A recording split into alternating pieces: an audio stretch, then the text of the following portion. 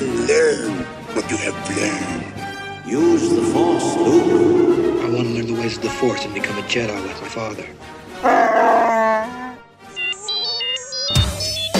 How rude! Join me, and together we can rule the galaxy as father and son.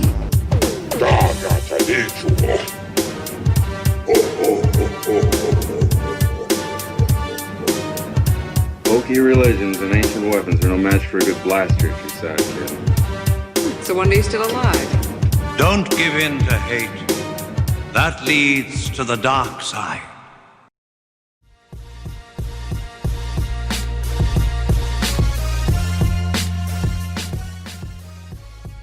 Welcome, ladies and gentlemen, boys and girls, Jedi, Sith, Mandalorians, Twi'leks, everything in between, to a special edition of the new Force Order.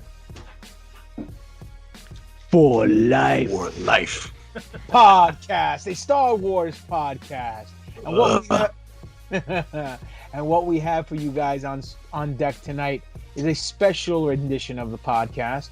We're going to deep dive into Episode 5, Empire Strikes Back, because it is its 40th anniversary. 40 years strong, this movie has been taking over a galaxy far, far away, and many, including myself, say it's the best film in all of the Star Wars films that have dropped. I am 1/3 of your hosts. I am a professional wrestler, a multi-time champion, current heavyweight champion in 3 different promotions. I am the Greek god, Papa Don, aka your boy, GGP. To the Greek god! Alongside with me, I have the honor of flying the galaxy in a Winnebago with a smart, pretty, and witty, thunder stealing, looking into the camera with eyes, looking like Zuckus or Tuckus, medical droid, and a vindictive, malicious, pissed off, but very happy Sith Lord, because the name of this episode was Empire Strikes Back. Baba. Boys, let them know where they can find you at. Let them know. Wow. Let them know who you guys are. My bad. Ladies and gentlemen, I am the Dark Lord of the podcast, the Sith Ari, the Rampaging Reverend Kiss, the Butcher, your boy Spiro, aka Darth Spiridon. And I am smarter than 2-1-B, more technical than FX7, the god of Steel and Thunder. And the guy who, if your favorite episode is an Empire Strikes Back, I will fucking fight you. Dr. Destroyo, Alex Arroyo. And you guys better believe that Spiro and I will be right there, right next to him, to pull you off of Doc, because we know Doc can't fight.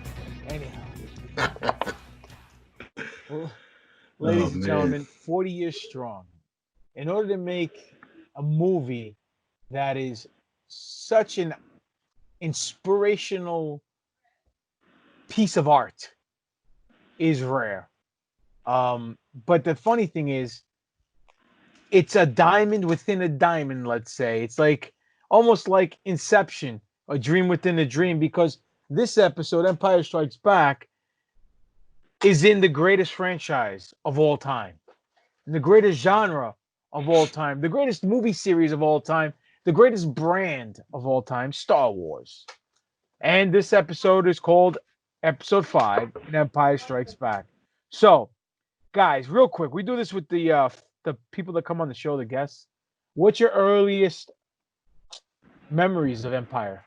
Oh, so let me see. I was 76, so I was 3 when Empire came out in 1980. So I don't have very much memories of seeing Empire in the theaters, because I probably didn't. My father wasn't taking me anywhere near a fucking movie. I couldn't go to a restaurant without getting yelled at, so I wasn't going to go to a movie theater. So for me, you know, my earliest memory of Empire was seeing it on video when they released it. And that was, you know, how I saw Star Wars, how I saw Empire, not how I saw Jedi. I remember seeing Jedi in the theater. But I do remember staying up late nights watching Empire with my brother and my cousins.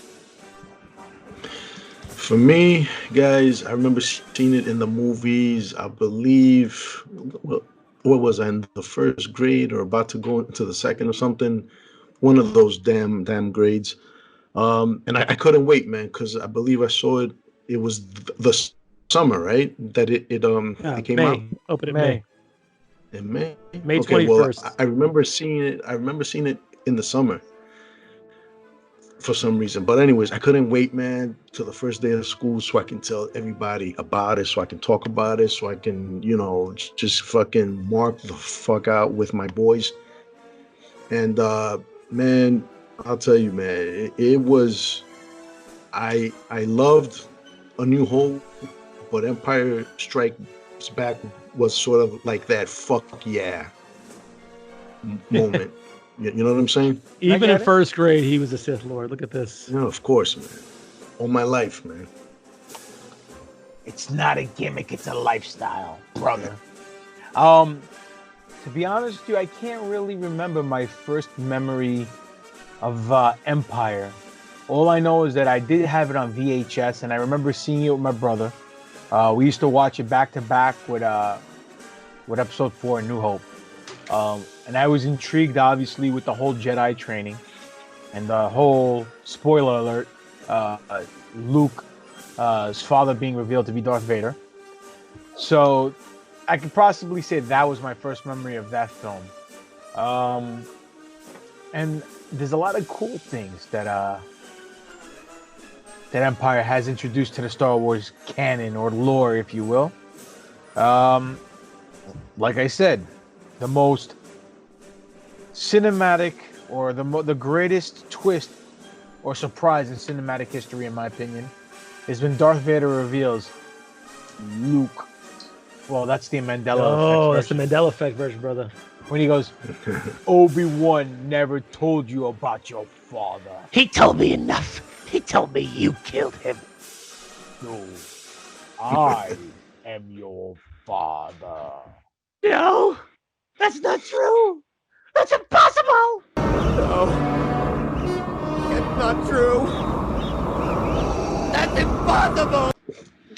So, Great thank job, you, thank you, guys. thank you, Good, thank huh? It's pretty good. you. Ladies and gentlemen, you want to Just pay watched us that for 10 minutes our ago. art?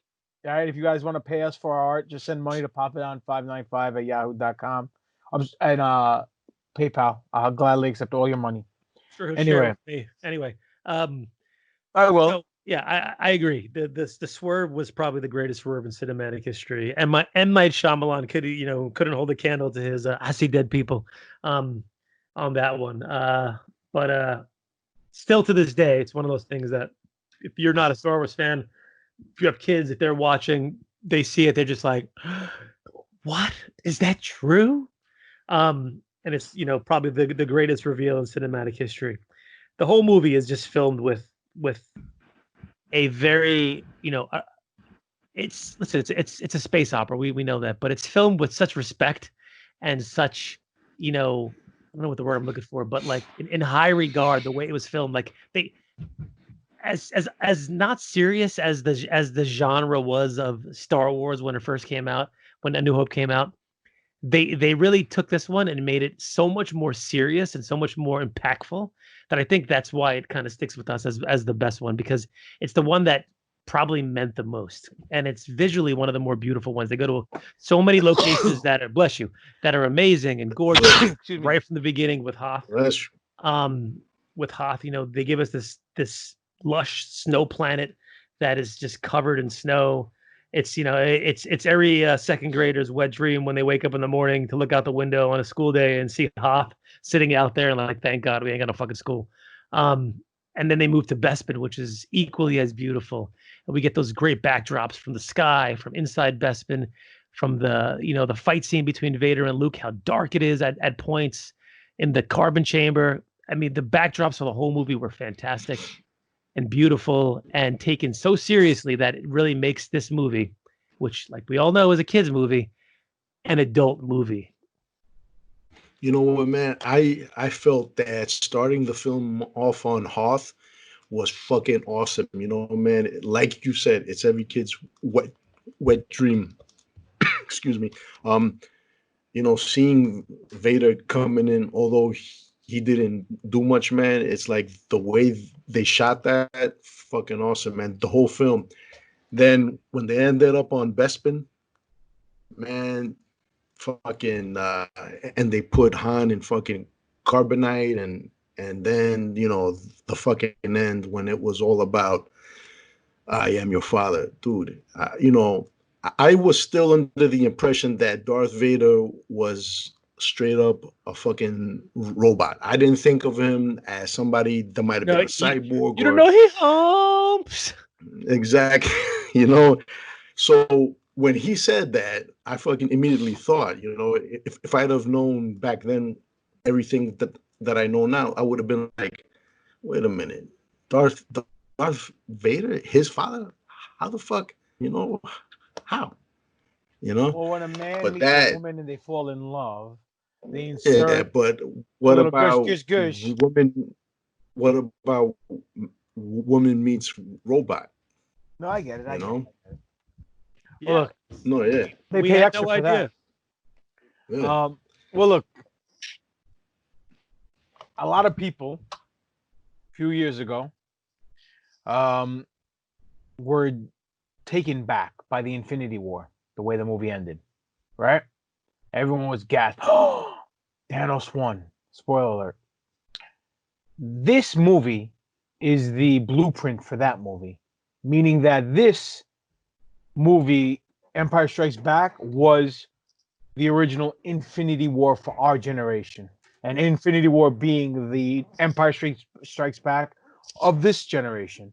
So I don't recall ever another time where a movie where villains the crap out of the heroes and left them, you know, beaten, battered, and bruised at the end of the movie. It makes perfect sense. There's a couple. You ever see that movie Seven? Bro, this came out in 1980. What's in the box? Put the gun down. I saw you with the box. What was in the box? Because I envy your normal life. Put the gun down, David. It seems that envy is my sin. No, what's in the box? Not till you give me the What's gun. in the fucking box? Give me the gun. I'm talking about in the 80s, brother. I mean, look, you had what? You had the Bad News Bears. They lost, okay? And then you had Rocky, and he lost to Apollo. But they weren't villains. You know what I mean? Those were competitive sports movies. This was good guys versus bad, light side versus dark. Then you got the ending with the I am your father, his hand chopped off. Everybody's like, what the hell? And they finished it on such a dark note to where they have to go find Han.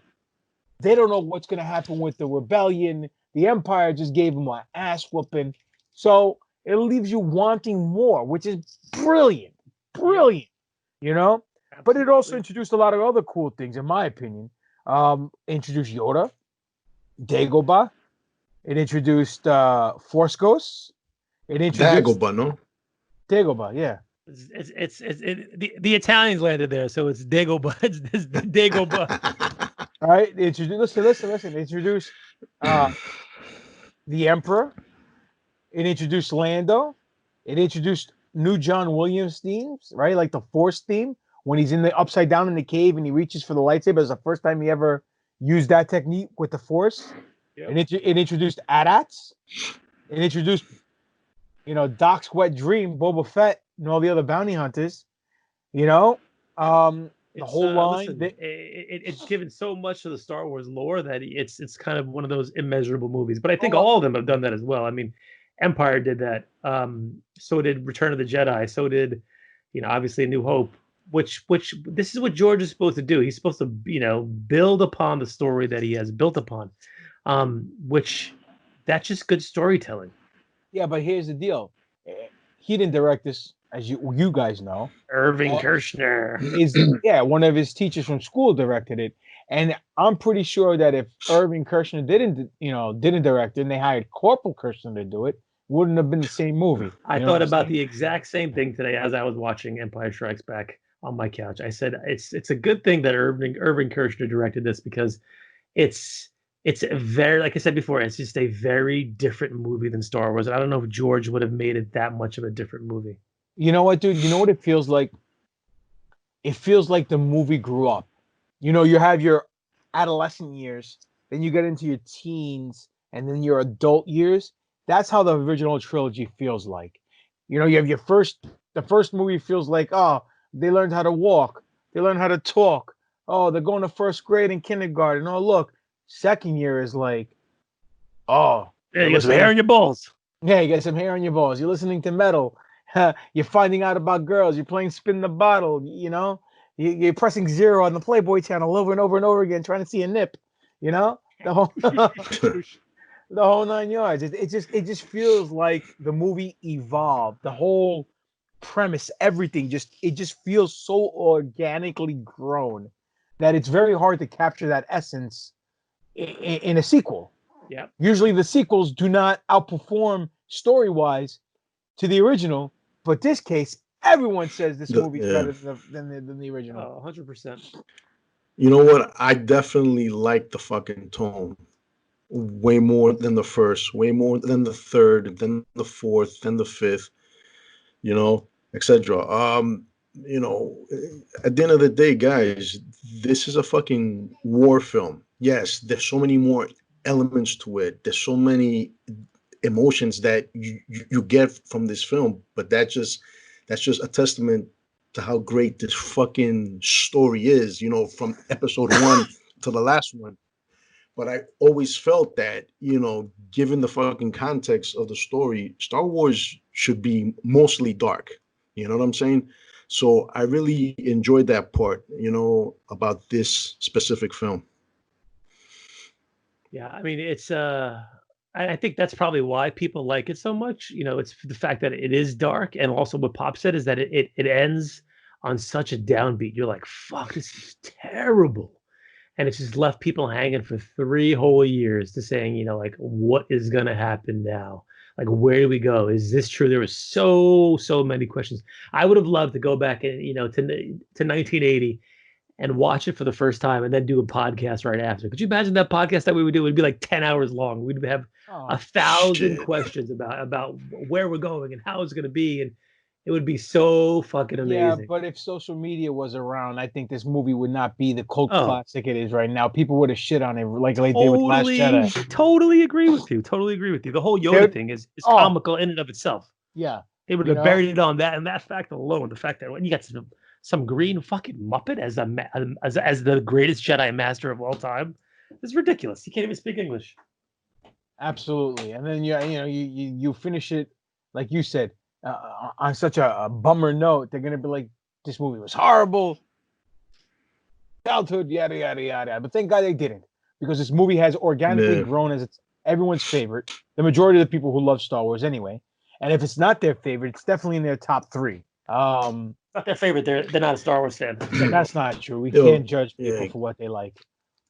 Yeah, but can you imagine if our parents back then had the mentality that most parents had now? Nobody would take their kids to watch this masterpiece, man. You know, they would be like, I don't know, you know, I think this movie's a little bit too dark for my Timmy, little Jimmy. It was. Yo, man, thank God, man. Thank God that my dad took me to see all those fucking Chuck Norris films, all those fucking Rambo films, all those fucking what's his name? The fucking Death Wish films. You know what I'm saying, man? Charles Bronson, thank you. And thank God that he took me to see Star Wars, the motherfucking Empire Strikes Back. And it struck back hard. We even got the Emperor. The first time we seen the Emperor, even though. Oh, and there's another thing. I think all the changes done in the special edition to the Empire Strikes Back were improvements. You thought you could improve any more? You have. They covered up the old lady with the Emperor, and they gave us Sheevy Palps. You know, they gave us Ian McDermott. They changed the Bespin background as opposed to being all white. You actually have all glass, so you get to see the beautiful clouds and the city in the clouds. You know, as they're running through, getting chased or whatever. They still got the ice cream maker in the film, which is still a cult classic and obviously a favorite of many. To the point where they brought it into Beskar. They brought it into Mandalorian, where the Beskar was in. Right. You And know, the ice cream maker. Yep. yeah. So, I mean, there's so many great things, and the good thing is, the movie flows so well that it's just like New Hope, just like Return of the Jedi. It's three separate stories told, but yet it flows. It does feel like a serial, a week-to-week serial, like George wanted. Look at it like this. Episode 4, we get Tatooine, and after Tatooine, right, we get they get caught in the Death Star, so they have to escape. After they escape, then they got to blow up the Death Star. So you got three different scenarios, three different stories. You can even say three different acts. I mean, obviously every movie has three acts. This thing we have Hoth, Bespin, and after Bespin, there really isn't anything else as far as scenery goes. But the story culminates. It goes from I'm sorry. You have Hoth, you have Dagobah, and Bespin. My mistake, right? So Hoth, then they get caught. You know, the base gets found out. You got Dagobah, where Luke gets his training. Then you get Bespin when they do the whole Han gets captured. Lando does the swervy swerve like the Big Show, and Paul Orndorff, he flips sides. And then you have the finish with the hand choppy off. And then in Return of the Jedi, same thing. You got Tatooine with Jabba, right? And then you got, what do you have? Endor, and you got the Death Star. So it does feel very serial-like. Am I the only one who sees this or feels this way? You are definitely correct, and you know they paced that movie that way for that particular reason, to give you those backdrops, to give you that arc. And you know, I watched it today, and not one part when I was watching it felt like it didn't belong. Not one part felt like I was like, oh, I hate this part. I can't stand this part. It's just this part's so annoying. I wish they would take this out. Not one portion of any of that movie did I say to myself, I can't stand that part. Even parts that, you know, like, all right, whatever, like C-3PO getting blown up, you know, it wasn't a primary focus, and they moved things along still with everything. And they made it make sense in the whole story. So nothing was forced, nothing was rushed, nothing that was placed in there didn't make sense as to why it was placed inside there. And even the fact that, you know, they had when they were about to film, they had to kind of rework a few things when it came to the beginning. You guys know about that story about the whole Mark Hamill motorcycle accident thing? Yeah. That's why they filmed the whole Wampa scene. Yeah. Wampa scene. He got into a motorcycle accident that changed his face a little bit and gave him some scars and made him look a little bit different. So they wanted to explain that during the movie because he looked quite different than he did in the first one. Even the special edition, when they incorporated more of the Wampa scene when he's eating the tauntaun and everything. Yeah. It's dope. They just did it right. Well, a lot of people were kind of upset about that because they wanted that, you know, that creature to be a little more mysterious, like it was initially inside the first one. But listen, I thought it was cool. I thought seeing the Wampa and what it does and how it is was much better than getting the flashes of it as it, you know, swipes and as it gets his arm taken off. So I thought that was a much better decision. The only thing I would change in the movie, or not even change, I would add is what when we talked about a couple of episodes ago, one of these people on Reddit or whatever said that if they had Darth Vader when he gets into the base and they show him chopping people up, it'll build more intensity and drama before he gets to the Falcon. I would like to see him, you know, cut a couple people up and show his meanness. Is it needed? No, because we still know Darth Vader's a badass, you know, after the fact. But it would have been cool just to see it. But then again, if we would have seen it in the special edition, would it meant as much as it did in Rogue One? No. But now that it's gone and Rogue One is over with, do we want more of it? Hell yeah. So if they were to add certain scenes like that, that'd been pretty cool. You know what I mean? Yeah, I agree. I mean, even the fact that the lightsaber duel at the end was amazing because he wasn't fighting his son; he was toying with him the whole time. You know what I'm saying? Like until the end, he got chopped when he got hit in the arm, and he sold it like a champ. He was like, "Oh," you know what I mean? Because that's flesh. That's we didn't know at the time that that part of his arm is flesh. Mhm. You know, Yeah. so it kind of everything just falls into place and makes perfect sense. You know, and Lando, how can you not love Lando? Lando's like the man. Well, what do we have here? You know, Such a pimp from the beginning to the oh, end.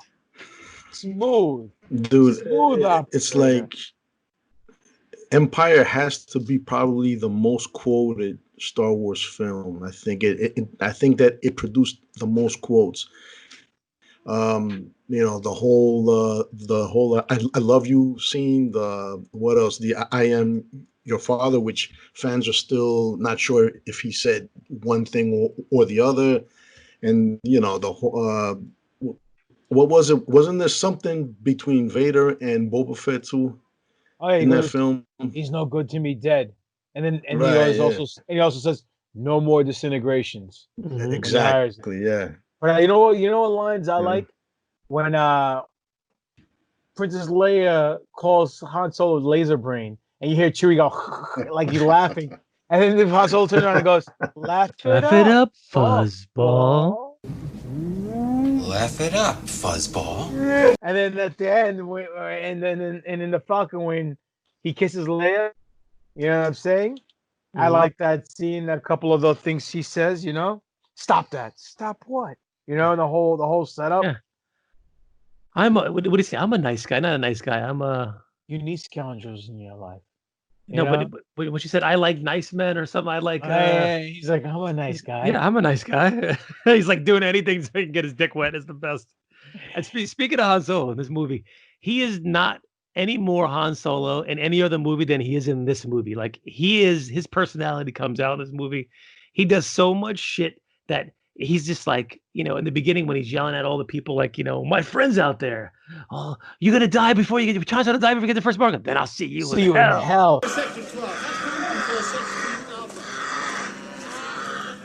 Your tauntaun will freeze before you reach the first marker. Then I'll see you in hell.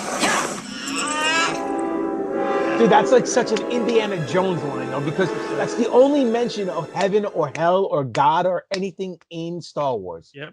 You know, makes you wonder, like, what would it get with it? You know what I mean? Because you think of the Force. So if you have the Force, then is there a God? Is, you know, like, you have the wills of the Force. You have the Father, the Son, and the daughter. You know, they go into all that aspect. But that's the only time it's ever mentioned in any Star Wars, any aspect of religion. And clearly that had to be like, you know, oversight by George and the crew accidentally slipped that one in over there. Well, if that's the case, there's a second oversight too. Because, I mean, we've said it before on the show, but just because we're talking about Empire, I'm going to bring it up again. Commander, what was his name? Veers, and the other guy, Admiral Piet, who got choked out because he came out of hyperspace too early, and they realized they were there. When they was talking about, I think we got a lead. He goes, we don't need leads, we need evidence. And then Vader goes to the screen. He goes, that's them. And I'm sure Skywalker's there too. And he says that. Yep. And then later on in the film, he says,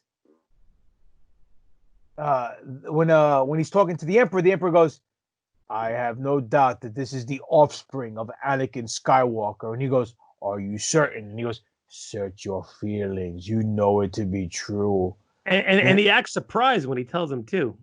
So they kind of reverse engineered that in Marvel, you know, with the comics when Boba Fett told him that the guy who blew up the Death Star, his last name, he was only to find out who it was Skywalker. And then from then on, he realized that he's been lied to by the Emperor. So I don't know if he was trying to work the Emperor and the Emperor knew it. That's why he says, search your feelings. But this is just another indication that they took something that was a plot hole. They reverse engineered it. They made it make sense, just like the exhaust port on the Death Star. But also now the words said by the Emperor, search your feelings, to Vader. The way he says it, it just means a whole new meaning now. Just like you ever see the vignettes that people make together, like the fan edits, when he's telling Luke Skywalker in Episode 4 Obi-Wan about his father. He was a friend, a cunning warrior, a great pilot. You know what I'm saying? And his eyes look like he's thinking of, like he has PTSD, like, you know what I'm saying, thinking of memories, and they incorporate. That wasn't the case then. That was just words.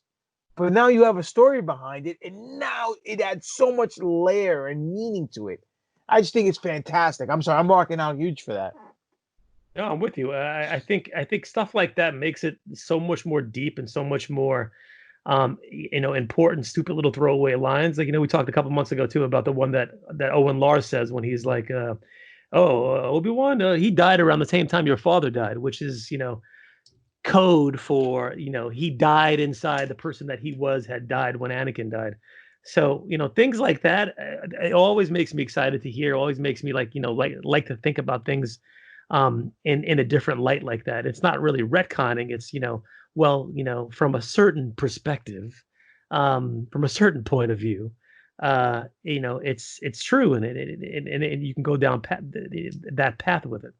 So I definitely like that, and to really get so deep in the weeds of that, you really have to know the lore. You really have to know your Star Wars shit to actually pay attention to the things like that and make those connections. Well, there was two more things, Return of the Jedi, the part where Vader was below and Luke was up above when he was on that scaffold, and he looks down up at his son and he goes, Obi-Wan has taught you well. Yeah. At first you're like, okay, why? Because you learned how to be a Jedi? But then you realize he has the high ground like Obi-Wan. So when I was watching it again today, he says that to him in this movie too, when they're fighting in the chamber, and he does not have the high ground. They're both on the exact same plane, and he says to him, Obi-Wan has taught you well. So I think for me, it cheapened that moment a little bit more when it came to that, the high ground thing for me, because he said it there as well. Gotcha. But then also in episode 3, in Revenge of the Sith, when they free Palpatine and the ship's gonna crash, he goes, come on, Anakin, let's go. Emperor Sheev tells Anakin, he goes, leave him, we don't have time. And then he looks at Obi-Wan and he goes, his fate will be just like our own. If he said something to the effect of, yep, his fate will be just like ours, Yep. And what happens? They all die. They all die, but where did they all die? On the Death Star. On the Death Star. Yep. Yeah, it's pretty mind blowing when someone puts those threads together, and it makes you think about that in a different light. That's why I love it. It's so great, and that's why I'm always pissed that these fans are so divisive amongst each other when it comes to this property. Stop it. We all love this property no matter what, and we all have those thoughts, and we all have those these threads that we bring into it, and an amazing thought process that may come into it. Let's just be fucking fans, like Spiro's fans being a fan right now. Well, listen, man. Yeah, my fan is definitely being the fucking fan that it is. But you know what, man? It comes down to how much do you really love fucking Star Wars? And judging by today's fickle fandom, I don't know, man. We definitely love it. But at the end of the day, man, we're living in a time when, not everybody's allowed to have their own opinion. And like we've spoken about this, if the internet and all this shit and YouTube and everything was around back then, and this new type of fandom began back then, imagine where we would be now, man. The world would be over. We'd all be dead and shit, man. Man, we'd be starting wars, like straight up wars over fucking films, man. So, okay, all right, two-part question here for you boys. Maybe we can start a nice little debate here. What would you add to this film if you could? Anything? What's your favorite part? Okay, let's see. My favorite part of this movie is the scene where Lucas is with Yoda on Dagobah, and they're kind of late in their training for, I guess you call it late, the 3 days he spent on Dagobah. And he's we trying don't know. Yeah, well, we don't know exactly, if it's 3 days or 3 years. Time and planets move differently. But anyway, go on. So he's trying to lift the X-Wing, and he's looking at Yoda like, I can't do that. That's going to be not possible. And Yoda sits and talks to him about the Force and about what the Force means, and what the Force means to other people, luminous beings we are, not this crude matter we're made of. And then he lifts the X-wing out of the swamp when Luke can't do it. And Luke turns to him and goes, I don't believe it. And Yoda just turns to him and says, this is why you fail. And it's just like, it just sums the whole fucking thing up. And I think that moment has so much bearing on the whole trilogy. I think that's the moment that Luke broke out of who he was and what he was, this, farm boy from Tatooine who was kind of dabbling in this and trying to figure it out, to where he realized what his potential could be and what his true power could be. Okay, what would you add? What would I add? I know we had talked about on the main show this week about more training scenes with Luke. And I think the training scenes they showed were fine. I wouldn't probably add any more training scenes to that. Oh shit! What would I add? That's a rough question, because it's such a perfect film to begin with. We talked about the whole Hoth thing. I think they spent enough time on Hoth that they didn't need any more time. I think they spent enough time on Bespin. I think they spent enough time on Dagobah.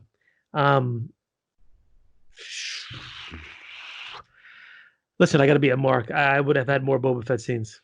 I would have made him a bigger player inside of this. I would have had him. Good choice. I would have had him be the one to track down Han Solo and bring him in. I would have had them escape when he shot him at the dinner table, and then have Boba Fett get him, and that would have been his Boba Fett shine. Okay, that's awesome, man. Girl? I like that. Man, my favorite was definitely, Luke finding out about his dad, and then he falls down, and then he's there hanging and shit. But what I would add is, I agree with the doc, man. Hoth didn't need any more scenes added to it, but I would have liked to have seen Vader with a handful of stormtroopers tracking Luke, and although Luke is gone, Vader coming across a fucking Wampa and displaying how badass he is, although everybody knows how fucking badass he is. That would have been dope. And fucking either force choking him or force choking him in the air, letting go, and as he comes down, slice him and shit. You know what I'm saying? That would have been it. That would have been dope. Hell yeah. Oh man, that's dope. That's a good idea. I think there was not a deleted scene, but a written scene where there were Wampas inside the facility when the Empire had landed. It was filmed too. Yeah. It just didn't fit with Really? it just didn't fit with the pacing of the film, so they cut it out. Thank God, because it's really bad. Let's see, my favorite part. It's gonna be difficult. As a kid, it was definitely probably the training scene when Yoda. I like the part where Han Solo shoots Vader and he blocks it with his hand. That's pretty dope. I do love the part where Lando sees him on the deck when he lands. He goes, "You have a lot of nerve showing yourself here." Are you slimy, double-crossing, no-good swindler? You got a lot of guts coming here after what you pulled. And Han Solo's like, "What? Me?" To the point where they flipped it, and Han Solo did it first in Solo, timeline-wise. You know what I mean? They reverse engineered it. But I would say my favorite scene would have to be the lightsaber battle between Vader and Luke. Not in the cave, but on Bespin. What I would add, like I said, just that opening scene, the hallway scenes with Vader slicing down some rebels. That shit. Now I want to see Vader versus Wampa. That's dope. You know what I mean? Or even better yet, you know how. I mean, you can't really add this now. You probably could. I don't know. But you know how the Falcon was shooting at the people as they were trying to set up the gun, and then it got up and got away out of Bespin, and then Vader walks in and they're already in the air about to take off. It'd been cool if Vader stopped him with the Force, tries to pull him down, and maybe the Falcon turns off it makes that you sound and it shuts off for a quick second. Yeah. And then Han Solo hits the dashboard and it turns back on, and you get the engine blasting, and they all go flying back. Like they did in Episode 9, and like Kylo Ren held his place with the Force, Yeah. and Rey jumped. Something like that, just Yeah, like a callback. That would have But- been cool. Whatever, man. That's all head booking. I'll tell you one thing. When I was watching it today, I think I would have actually taken a part out of it. I would have taken the part right when Luke lands on the weather vane when he falls out of Bespin after the battle, leaving him on that weather vane with Leia and Lando leaving. I think if they would end the movie right then and there, and they didn't show the rescue, and they didn't show him getting his new hand and them staring out into the back, I think that would have left that movie even more so on a downbeat. Now we have the reveal that he's his father. He loses his hand, lightsaber, who doesn't know, and he's hanging off the edge of this fucking thing in the middle of nowhere. How's he gonna get rescued? What's gonna happen? We have no idea. I think that would have fucking blew everybody's mind and kept him. 3 years would have been 30 years. Well, listen, I disagree with you on that, only because if we had to start the film up with him being rescued off the weather vane, I think the pacing of the film with Jabba's palace would be totally off. Yeah. But I know what you're saying. I get the idea, and I thought about that as well. How it would change. How it had to change Return of the Jedi, though. Imagine that though, man. Imagine that. Like, what if Luke falls off and shit, and then Leia and them come and they're like, "Where's Luke? Where is he?" And they're like, "Don't know, man. We gotta go." And they leave. You know what I'm saying? Maybe that'll help and shit. As far as the fucking pacing, just fucking changing that one part. I'm not against it, but it definitely changes Return of the Jedi. It definitely does Return of the Jedi. Instead of having R2D2 and 3CPO walk to Jabba's palace, then you got to go back exactly. And that Jabba palace scene doesn't happen right away. That's a year after. You know what I'm saying? This whole scenario goes down. like 2 or 3 years after? No, I think. Well, you might be right. I thought it was a year. I have no idea. I thought it was. All I know between 5 and 6. I thought it was 3 years between 4 and 5, and 1 year between 5 and 6. So I don't know. But let's think about it. If we don't see him getting rescued, if we don't see him getting his it is 1 year because it's only 25 issues for the comic book, dude, as opposed to 75 issues between 4 and 5. I don't know. I gotta look it up. But if they don't explain how he gets saved and how he gets his hand, it really, and they jump right into the Jabba thing, you can kind of infer things from that. He gets shot, you see the metal in his hand, so they figure they put a new metal in his hand. And I guess they could just mention that, save me or whatever. I'm just a minute. Or what if you spend a few short minutes, the search for Luke, sort of like how Rey went to fucking find them. They find them nursing himself back to fucking health and all that shit. And they're like, "Listen, man, Han, we gotta go get Han and shit, blah, blah, blah, You motherfuckers left. Do it like that, And I don't, you know what? Maybe Luke is maybe jaded and shit, Who knows? Yeah. You can't and then, but then, right, it was sort of be like fucking again. This guy wants Luke jaded. Hold on a second. Did you hear that, Papa Don? I heard he was it. like, maybe Luke is jaded.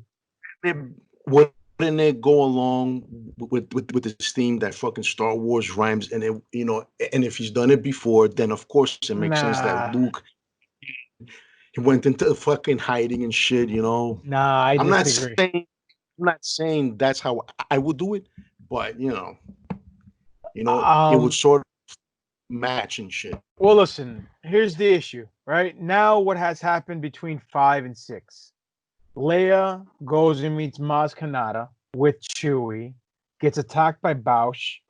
They beat the hell out of Bausch and they steal his outfit, and that's how she gets to the palace, right? At the end of 5, it looks like Lando's leaving with Chewie to get Han, or he tells us, "Don't worry, we'll find Han Solo," right? And then you have the siblings standing there, arm in arm, looking at them leaving, right? But in the comics now, they have Lando going to Bespin with Luke and Leia. Luke To retrieve the lightsaber. to retrieve the lightsaber. They don't find it. Luke's like, forget it. Let's just go. Right?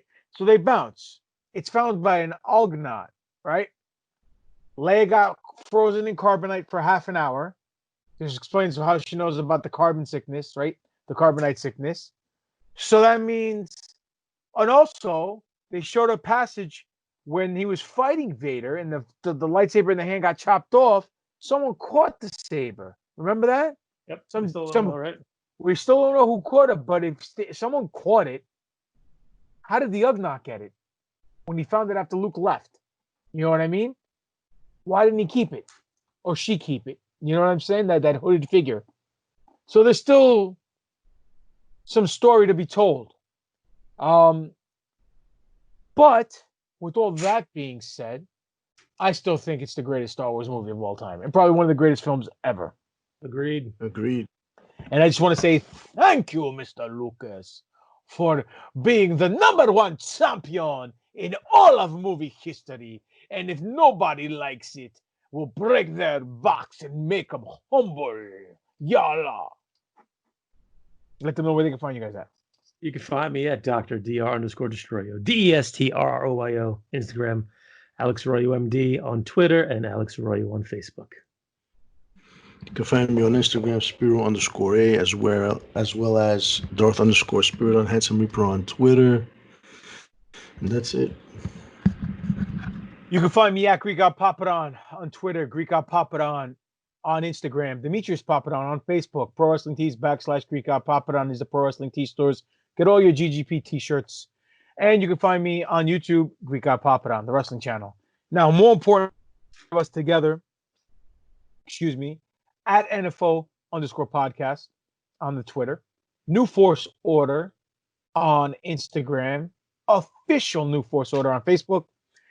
NewForceOrder.com is the website where you catch all the archived shows that we've done.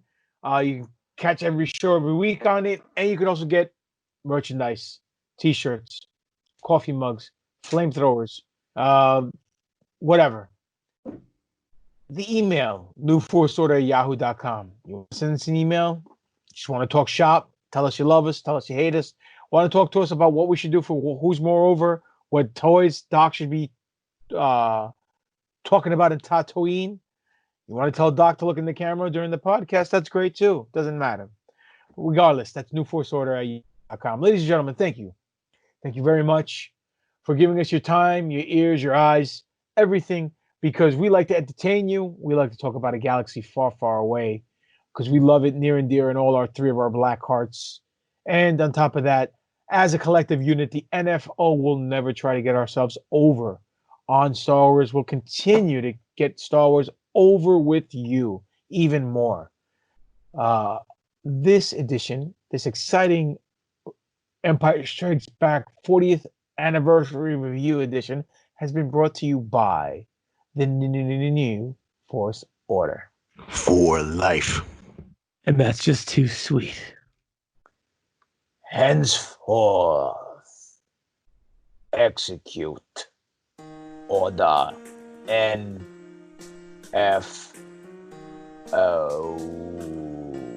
It starts on Rebels, they all must die for blowing up the Death Star made the Emperor cry. Found them in the ice and they kissed their butts goodbye. Then Luke managed to escape after... Take a bow. I'm not the Diane, but don't be deceived. I'm the Master Jedi. My training will receive. The chance for survival is like a joke. That brave young boy was our only hope. No Obi-Wan, cause a brother Luke is. If you turn, screw him for another there is. Force, it's in my mind. Train so hard, I wanna be a Jedi. I'll save my friends, won't stay behind. Won't turn dark, just try not to die. Imperials, I don't understand. The rebels went the other way. Why chase hand? Busy dodging asteroids to impress me. Though in IRL, he got my booty for free. Shut him up or shut him down. 3PO's attitude's making me frown. Trying to get these Imperials to eat my dust. Then we'll hide on Bespin. There's a friend I trust. Vader's song is a creepy sound. While getting tortured when my hands are bound, then freezing carbonite, hope that I don't drown. The force, it's in my mind. Train so hard, I wanna be a Jedi. Death is my